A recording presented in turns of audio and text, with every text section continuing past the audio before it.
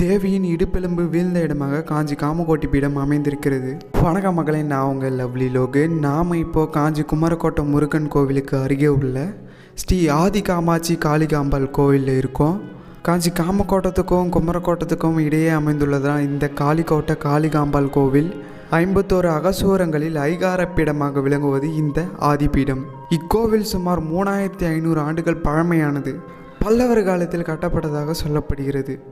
அம்மை இங்கு சாந்தம் தவழும் முகத்துடன் பத்மாசல யோக நிலையில் காட்சி தருகிறார்.